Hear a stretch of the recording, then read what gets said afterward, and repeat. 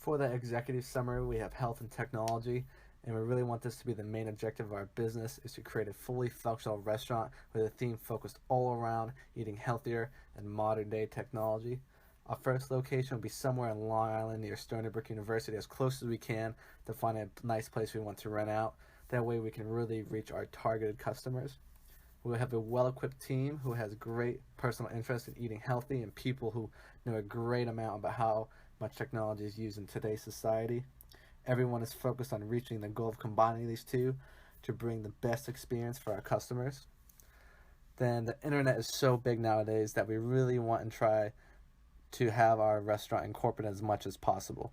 We want our consumers to be able to use our app and order food and drinks online. You can receive weekly promotions and so much more to give our customers the ultimate experience. So for our potential investors, our restaurant is great because it connects with people in today's society with technology and eating healthier. Our technology is going to be proved and simple to use. Our menu is going to have seasonal items with a ton of different options. An overall restaurant will be a very welcoming place that allows our customers to come in and really relax and enjoy themselves and just have a great time overall. In this section, we'll be discussing business opportunities. Uh, this is broken down into two sections, industry analysis and market analysis. So starting with industry analysis, the first thing we need to do is define the structure of the industry. The industry is broken down into 5 different types of dining, as defined by the National Restaurant Association: family dining, casual dining, quick services, and quick casual. Each one has their very strict definition. Family dining is defined as having a serving staff with orders taken while patrons are seated. Each dinner will average around $10 or less. Casual dining is also defined as having a serving staff with orders taken while patrons are seated. However, this time, dinners average more with $10 to $25. Fine dining also has a serving staff with orders taken while patrons are seated. Each dinner will average around $25 or more. Quick services, also known as fast food, are our Burger Kings, Taco Bells, or McDonald's. Customers can choose to stay and sit, or take the food off premise. Food is usually cheaper here, with price ranges from $3 to $6. Lastly, quick and casual is defined as food that is freshly prepared with fast services. Each dinner will average around $7 to $9. However, these definitions are not to say that a restaurant can only belong to one of these definitions. Restaurants are commonly a mixture of many, like ours. Ours will be a mixture of quick and casual, quick services, and casual dining. The next thing we need to talk about are the trends in the industry. The industry is moving at a quick pace with the increasing use of technology and the increasing amount of shared information. As a result, there are societal changes and technological changes within our industry. The societal change is an increasingly health conscious consumer base or customer. In fact, according to a survey done by Nielsen, 63% of Americans are actively trying to eat healthier. Another 49% are saying they're eating products with reduced fat, gluten, fat, sugar, or salt. This trend can be attributed to the increasing awareness of obesity in recent years, as well as an increasing amount of shared information amongst people on the web. This leads me to the second trend, which is a technological trend. There's an increasing amount of consumers that are ordering their food online. In fact, according to a report by ToastTabs, 80% of consumers are actually placing orders on restaurants' website. Additionally, there are third-party services to deliver food such as Uber Eats, Grubhub, Seamless, or even Postmate. What this means is our consumer base is valuing convenience. They don't want to get out the door to buy food. They'd rather have people bring their food to them at a very fast pace. This means for companies to succeed or restaurants to succeed, they must adopt technology. In fact, a lot of restaurants are adopting technology to deliver as well as technology to quicken up service through automation. Such things include automatic dishwashing or even just replacing kitchen staffs with just robots to make the food. In short, though, these two trends can actually be summarized into four words: health conscious and tech savvy. Continuing on with the industry analysis, we will be talking about the economic growth of this industry. According to the National Restaurant Association, in 2018, the industry made around $825 billion. This is a 1.4% growth. In addition, this marks the ninth consecutive year of growth for this industry. With a forecast for 2019 having a similar growth rate. In addition, there's a composition chart that was done by CHD expert to show what the sales in this industry is composed of. As can be seen by that bar graph below, or on the slide for you guys, the largest amount of sales is made of takeout and pickup, with second place coming in for delivery, and then third by catering. And lastly, delivery by third party. What can be told by this is that consumers still value convenience. They would rather not order in person, wait online, wait for the food to be cooked, and then leave. They want immediacy. They want to order by phone while they're driving, and then drive there, pick up, and leave. This is supported by the increasing amount of orders from using restaurant websites, as said before in our trends. This is why delivery makes up the top two, with fourth from third parties being up and coming. In addition, catering is a offset of the restaurant industry, with many restaurants doing catering. The reason it makes up the third place can be attributed to the fact that much of catering is done with big business, and usually these are big events, which is why they make a lot of money and make up a large amount of the sales composition. This is why we will not be neglecting catering. It will just be a secondary thing for us, with our focus being on the top two, being takeout and deliveries and convenience. For the last part of our business opportunity section, we'll be doing a market analysis. This analysis will be focused on Long Island and the Stony Brook area, which is where our restaurant will most likely be located. So starting off, we'll be looking at the demographic in Long Island, with a focus on Suffolk County and Nassau County.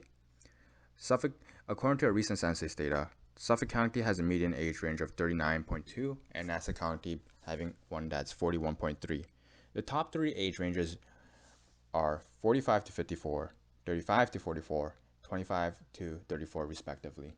This was a very surprising result for us, because we as college students usually imagine that the demographic here would be very much younger, being that there are 3 colleges around us. However, this census data in fact makes sense. Much of the permanent residents here are families. They have children, they're middle age, and they were baby boomers, which explain the census here. However, despite the data that we see, we will still be targeting mainly college students because of the trends and of our proximity to the 3 colleges: Stony Brook, Hofstra, and Suffolk County College. This is because the trend has told us that the customer base is becoming increasingly more tech savvy, which means college students or younger people.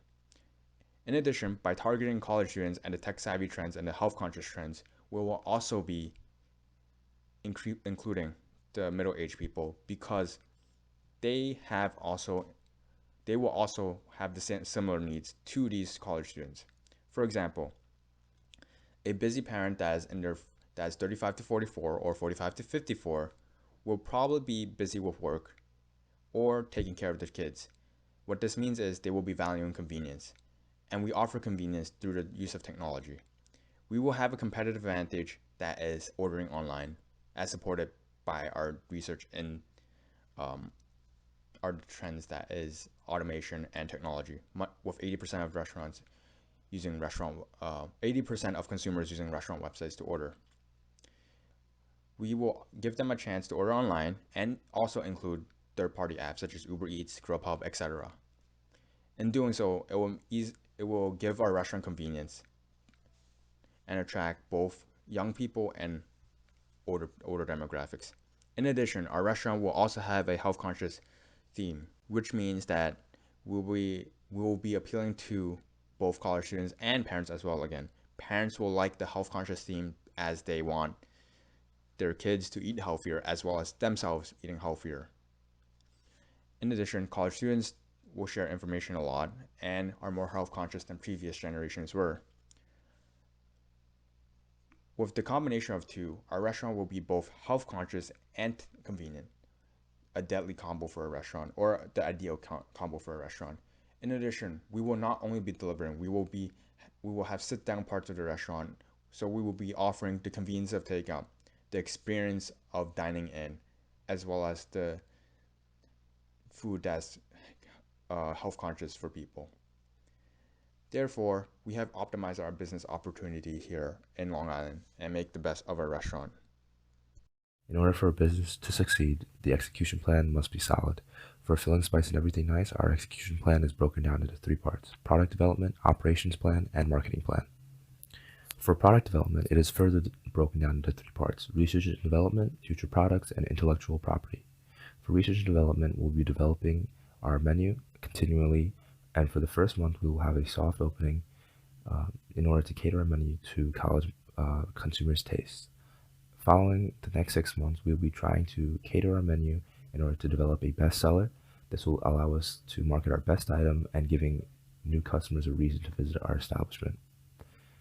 For developing our app, we will be introducing new features as time goes on, but for the opening of our restaurant, we want to have an app with the features of at least ordering takeout, monitoring wait time, and receiving rewards for being a loyal customer, and by getting rewards for recurring visits. In order to do this, we'd have to invest $60,000 into hiring a freelance company into developing our app. For future products, we will be able to look into creating more restaurants from our Filling Spice and Everything Nice. In the next 2 years, we will be able to develop our second restaurant if we prove to be profitable. This will, however, draw considerable resources and will not only require capital, but also scouting a new location that is optimal to college students, hiring a new reliable staff, and it opens us up to more risk if we do not proceed with caution. However, done correctly, in 4 years' time with capital raised, we'll be able to open a new branch and be able to continually operate and expand our franchise. We will also have to focus on intellectual property in order to protect our assets. A trademark on our brand, logo, and app, as well as a non-disclosure agreement on the freelancers we hire to protect our app idea from being sold off. However, our intellectual property is inherent upon our success. So depending on if we see a consistent growing revenue stream, this will also determine whether it is worth to file for a trademark. Moving on to our operations plan, it is also broken down into three parts: our business model, our supplier and distribution, and our customer service. For our business model, we look to offer high quality ingredients while making back our margins from spending money on our high quality ingredients from local farms on extras such as protein, vegetables, and beverages. This will allow us to keep our base price low for the meal, which appeals to college consumers, but we are also able to book higher prices due to additional costly add-ons for the consumer. Moving on to our supplier relationships and distributor, we will be able to source from local farms that provide high quality ingredients. Our key supplier will be a Long Island native, such as Golden Earthworm Organic Farm. This is allowing us to cut shipping costs and build a good relationship, as we are both contributing to the Long Island economy. This farm, along with other local farms, are potential partners in supplying fresh goods, giving us good prices on premium goods. Also, for our distribution channels, we are looking to, at first, look at Grubhub, Uber Eats, or Postmates to create a delivery service without adding more staff. However, long term, we plan on investing more into our app and developing our delivery system in-house. By doing this, we have more autonomy and we can increase customer interaction with our application. Doing this, we will be able to have a powerful asset and it will become a key part of Filling Spice and Everything Nice. Lastly, we have our customer service. Our customer service is going to be pivotal in order to provide a consumer experience or a restaurant experience that is enjoyable to college students. In order to do this, we have to have the highest quality of service to maintain a good standing with the consumer. Teaching our staff proper etiquette and instilling the first impression is the most important step to a great meal. We will also be offering free Wi-Fi and have fast service due to our custom app. This will take a frustrated waiting customer to a customer who can pick up their order right when it's ready. Our staff will also be reminded that do not be the aggressor. Even when the situation is against you, always remember the customer is the highest priority. Remember to de-escalate and negotiate before escalating and making matters worse. Moving on to our marketing plan. This will probably be the most pivotal point of our execution plan in order to spread the word, as we know college consumers are very dependent upon social media to receive their information. Our marketing strategy will raise awareness of our healthy food offerings, our casual environment, and our forward approach to technology. Once established, Fill and Spice and Everything Nice's goal is to create a ripple among the demographic from 15 to 24. First, we will be offering longer hours of service from 8 a.m. to 3 a.m. and offering takeout past 12 a.m. Doing this matches the hours of our competitors both during the days and the evenings and will accommodate a college student's hectic schedule. We will implement this for the first 6 months of opening. Once we see the compromise of having competitive hours to hire payroll, we will decide whether to continue to offer late service. Our social media advertising will be our key to cheap and effective outreach. By using both Instagram and Facebook, we will be able to target all 15 and 24-year-olds within the parameters of a 5-mile radius around the Stony Brook and Suffolk Community College. Doing this, we will be able to not waste our revenue on advertising that does not target our specific demographic. Rather, using Facebook and Instagram's targeted ads, we will be able to infiltrate that demographic more efficiently and be able to spread the word of Fill and Spice and Everything Nice. Like many successful brands, our brand will employ student brand ambassadors. We will employ 2 to 3 Stony Brook students to start off, and these brand ambassadors will allow us to advertise peer-to-peer, giving the student body faith with what we offer. And the fact that students are advocating that it is healthy, trendy, and eco-friendly, while also delicious, will give us a huge advantage, as college students are very dependent upon other people or other college students' opinions. And finally, in order to cement returning customers, we will introduce a loyalty program into our app. For every 5 meals purchased, the customer will receive a free smoothie on us. Once we see stable sales, we can increase this number from 5 to 10 meals. And allowing this service into our app makes our restaurant more technologically trendy and offers more dependence on our app. Because we are a single restaurant, it would be hard competition against other chains of restaurants that have been established for a longer time. However, we believe that using our idea of heavily incorporating technology into our restaurant would be very efficient and would be able to win over customers. Based on our research, we believe that each founder should contribute about $60,000 for the restaurant. This amount is a little over the average cost of opening a restaurant based on our research. The money would go towards renovating the place, purchasing necessary equipment, developing the app, labor costs, and food expenses. We believe that food expenses should not be estimated too high in order to provide the best quality of food for our customers. Our restaurant aims to target college students as customers. Therefore, we would use a lot of technology to provide easy and quick access in ordering, but we also want to promote eating healthy. Hence, we should purchase foods in small bulks rather than one large order and not using it quick enough.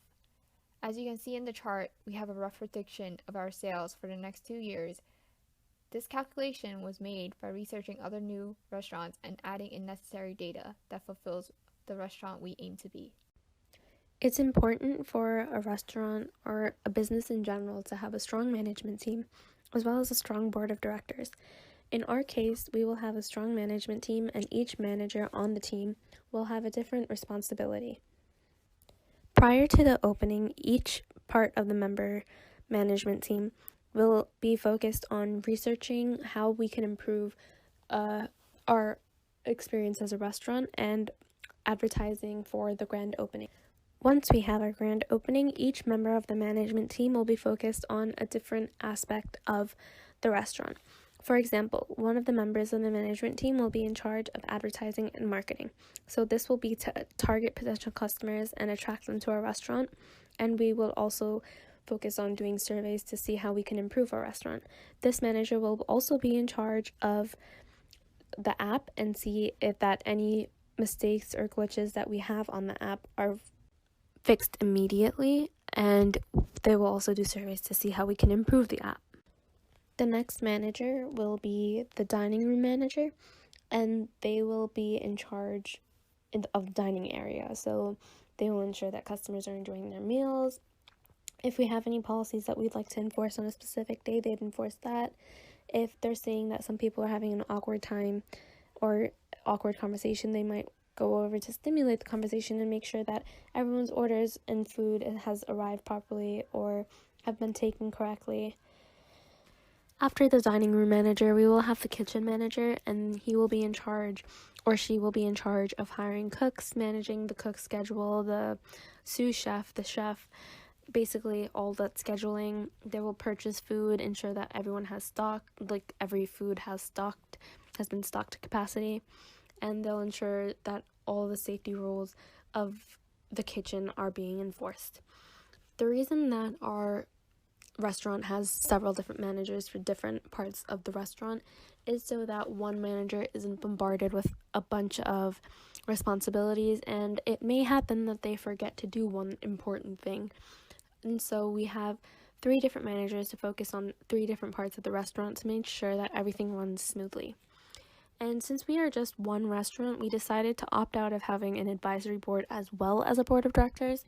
We decided to just have one board of directors, and we do have quite a few requirements for these board of directors. They must have been experienced in the restaurant or the food business, as well as the legal issues and governance business. They also cannot have any personal relations to anyone who has founded the restaurant, because then we will be accused of favoritism, and we want to avoid that, as well as nepotism. All of the board of director candidates will undergo an interview process, and we'll also make sure that we're all compatible with the founders and the workers, because we want to prevent any potential issues that can occur. It is also important for the board of directors to not have any direct investment or any personal gain other than being on the board of directors.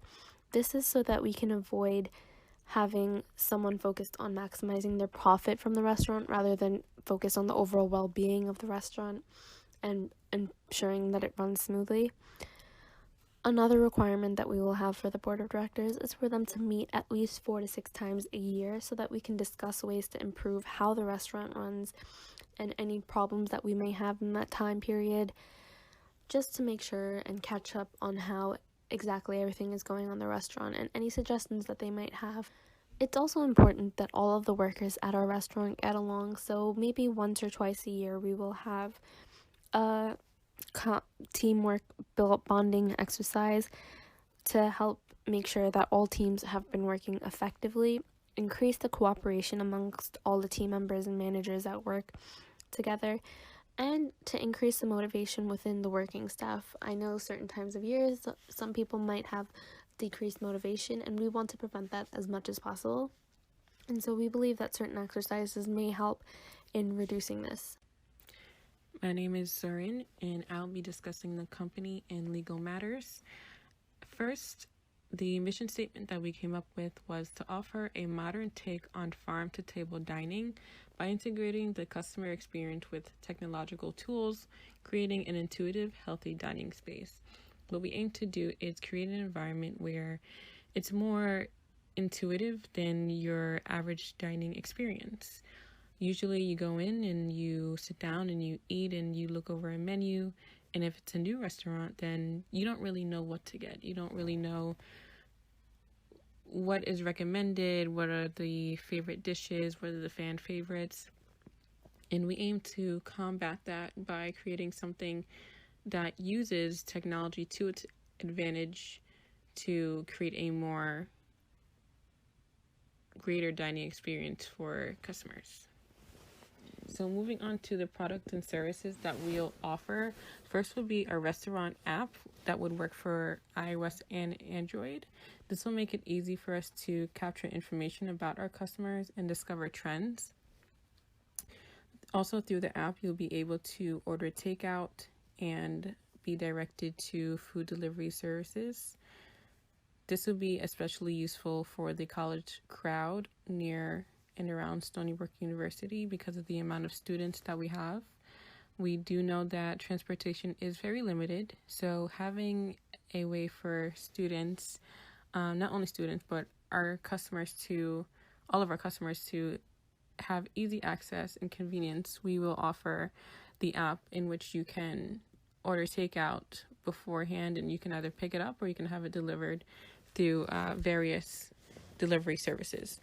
Another thing would be customized dining. So we'll give the customers the choice to opt into this type of service due to the various privacy concerns that may arise from this, but customers would be able to be alerted when a dish that they previously ordered was on special, or customers would be alerted when the restaurant is looking to fill reservations during the time of the day that the customer usually comes in. So if you've decided to opt into the service as a customer and you've made a reservation through our app or through OpenTable, whichever the case, then we would capture that information and we would let those type of customers know. We say, hey, this customer usually likes to come in around this time. Maybe they don't know what to do tonight. So sending them alert will put us in the forefront of their mind when they may be thinking about what they want to have for dinner, where they want to make reservations to.